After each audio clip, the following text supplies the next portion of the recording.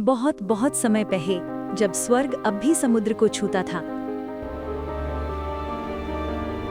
देवताओं का तेज मंद पड़ने लगा।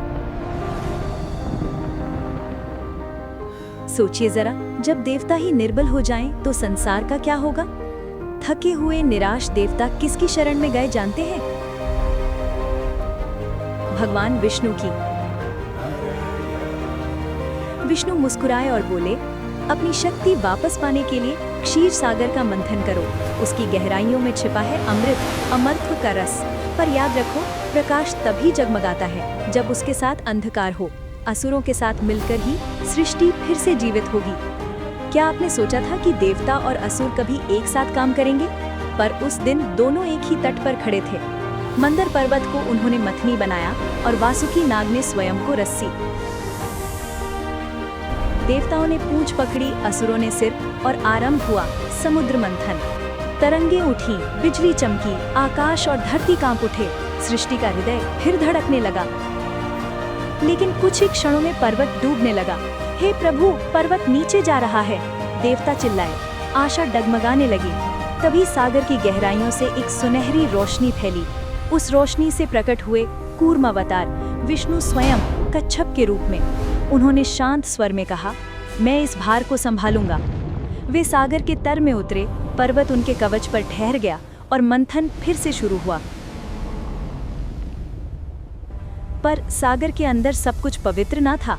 गहराइयों से निकला भयंकर हलाहल विष, जो सृष्टि को भस्म कर सकता था। आकाश लाल हो गया। देवता बेहोश पड़ गए। तभी कौन आए जानते हैं? भगवान शिव। वे शांत थे, निर्भय थे। उन्होंने विष को अपने हाथ में लिया और पी गए। विष उनके गले में अटक गया, गला नीला पड़ गया। पार्वती माता ने अपना हाथ उनके गले पर रख दिया और विष फैलने से रोक दिया। इस तरह शिव बने नीलकंठ, जो मौन त्याग से संसार के रक्षक बने। सागर फिर से शांत हुआ। मंथन चलता रहा। अद्भुत वस्तुएं उभर आईं। कामधेनु, ऐरावत, कल्पवृक्ष, अप्सराएं, और फिर दिखाई दिए धन्वंतरी भगवान, हाथ में अमृत कलश लिए। देवता आनंदित हो उठे, पर असुरों की आंखों में लोभ जल उठा।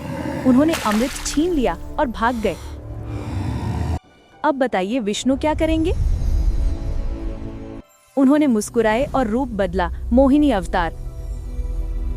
उनकी सुंदरता से सागर भी शांत हो गया। असुर मोहित हो गए, सब कुछ भूल गए। मोहिनी ने कहा, मैं अमृत सब में समान रूप से बांटूंगी। असुरों ने विश्वास किया, पर अमृत मिला केवल देवताओं को। एक असुर राहु देवता का रूप धार कर बैठ गया और अमृत पीने लगा। परंतु जैसे ही उसने अमृत निगला, विष्णु ने अपने सुदर्शन चक्र से उसका सिर काट दिया। वो अमर सिर आकाश में जा पहुंचा। सूर्य और चंद्र का पीछा करने लगा और इसी से पैदा हुए ग्रहण। मंथन समाप्त हुआ। देवताओं ने अमृत पिया, उनका तेज लौट आया। विष्णु, शिव और ब्रह्मा प्रकट हुए त्रिमूर्ति के रूप में।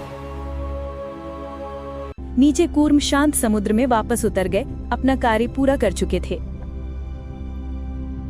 अब आप सोचिए, इस कथा का संदेश क्या है? बल का मतलब शोर नहीं, धैर्य है।